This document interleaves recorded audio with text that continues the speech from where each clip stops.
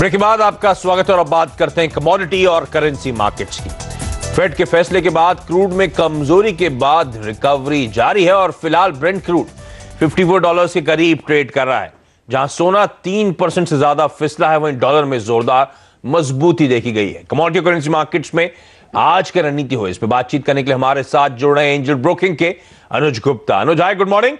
और पूरी तरह से वो डॉलर इंडेक्स पे फोकस है, वही मूड बिगाड़ने का अक्रॉस कमोडिटी कॉम्प्लेक्स काम कर रहा है। अब 14 साल के हाई है सर, और इसका पहला इंपैक्ट कल रुपए पे आता हुआ हमने देखा था। आधे % से ज्यादा कमजोरी थी। रुपया से शुरुआत करूंगा क्योंकि ये मेरे इक्विटी मार्केट्स को भी इंपैक्ट करता है सर। रुपए में आज भी क्या कमजोरी कंटिन्यू होने वाली है? रणनीति क्या होगी? Good morning Ashish ji. बिल्कुल, हमें लगता है कि आज भी इंडियन रुपीज डेप्रिशिएट होकर ट्रेड हो सकता है। कल हमने देखा था मार्केट गैप से खुला था और एक डॉलर इंडेक्स को फॉलो करते हुए इंडियन रुपीज डेप्रिशिएट हुआ था। मुझे लगता है कि आज भी सेम लेवल पे ही मार्केट चल सकता है। तो आज के लिए हमारा बाय कॉल रहेगा। हमें लगता है कि आज 68 तक टारगेट ऊपर में दिसंबर कॉन्ट्रैक्ट में देखने को मिल सकते हैं।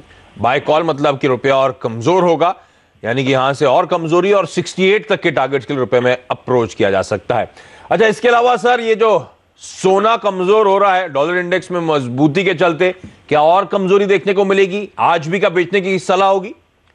देखिए, बिल्कुल आशीष जी, कल मार्केट ने $1140 का लेवल ब्रीच किया था और हमने देखा था कि डॉलर इंडेक्स की वजह से और जो इंटरेस्ट रेट का डिसीजन आया उसकी वजह से गोल्ड में एक मंदी गहराई थी। मुझे लगता है कि अभी ये कुछ और फॉलो हो सकती है नीचे। अगर हम एक मिड टर्म टारगेट तक देखें तो $1100 से लेकर $1080 तक देखने को मिल सकते हैं, अगर हम आने वाले 10-15 दिनों की बात करें। बट अगर हम इंट्राडे की बात करें तो मुझे लगता है कि आज भी मार्केट नेगेटिव ही रहेगा। और नीचे अगर हम एक टारगेट को देखें तो करीबन $1120-1115 तक, मीन्स M6 में करीबन 26,800 तक के लेवल देखने को मिल सकते हैं। तो गोल्ड के अंदर भी इंट्राडे में बिक्वाली करके चलना चाहिए। और कच्चा तेल शुरुआती तो वो इंपैक्ट यहाँ पे भी नेगेटिव था डॉलर इंडेक्स में मजबूती का सर, लेकिन अब क्या वापस शिफ्ट होगा फोकस? वो कंसेंसस जो बना है ओपेक नॉन ओपेक पे, बाइंग मोमेंटम सस्टेन करेगा, कंटिन्यू करेगा क्या? देखिए, बिल्कुल क्रूड में अगर देखें तो कल जो एक नीचे रिएक्शन था वो देखने को मिला था। अगर हम ओवरऑल देखें तो फंडामेंटल फैक्टर ये है कि जो 1 जनवरी से इनको प्रोडक्शन कट करना है वो थोड़ा सा सपोर्टिव रहेगा। मुझे लगता है कि क्रूड के अंदर बाय ऑन डिप्स करके चलना चाहिए। करीबन 3450 के आसपास बाय करके चलें, ऊपर टारगेट 3550 तक। और अगर नाइमेक्स की बात करें तो अगेन $54 तक लेवल हम देख पाएंगे। 1 जनवरी से 18 लाख बैरल्स के आसपास डेली का प्रोडक्शन कट आना है।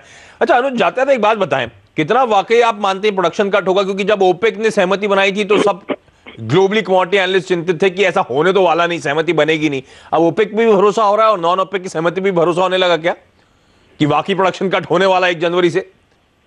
और देखिए, बिल्कुल अगर हम देखें तो अभी भी मार्केट ओवर सप्लाइड है। अगर हम करंट डेटा को भी देखें तो कहीं ना कहीं जो मार्केट है वो ओवर सप्लाइड है। तो कहीं ना कहीं मुझे लगता है कि अगर अभी ये प्रोडक्शन कट को नहीं फॉलो करते हैं तो कहीं ना कहीं जो भाव है वो दोबारा से नीचे $40 से लेकर $38 तक आ सकते हैं, जिसमें कि अगर हम देखें तो उनकी इकोनॉमी को कहीं ना कहीं अगर हम फंडामेंटल फैक्टर के जाए तो उनको अपने प्राइस को डिस्काउंट करना पड़ेगा, जो कि मुझे लगता है कि वो चाहेंगे। क्योंकि हमने ऑलरेडी पिछले 2 सालों में क्रूड के भाव को नीचे की तरफ आते हुए देखा है। तो ओवरऑल कहीं ना कहीं प्राइस को बूस्टअप करने के लिए और इकोनॉमी में रेवेन्यू लेने के लिए अगर हम फंडामेंटल फैक्टर की तरफ जाएं तो उनको मुझे लगता है कि प्रोडक्शन कट करना पड़ेगा। मगर अगर हम देखें तो इन्होंने इतना ज्यादा प्रोडक्शन कट नहीं किया है जिससे ज्यादा प्राइस ऊपर की तरफ आते हुए दिखाई दे, क्योंकि मार्केट ऑलरेडी ही ओवर सप्लाइड है। पर वो इंडिकेशन आ गया है, वो इंपॉर्टेंट है। क्रूड प्रोड्यूसिंग देशों की सबसे बड़ी सहमति का एक और कारण है वो डोनाल्ड ट्रंप साहब का चुना जाना। उससे पहले इन लोग में एकजुटता, यूनिटी नजर आने लगी है आपको।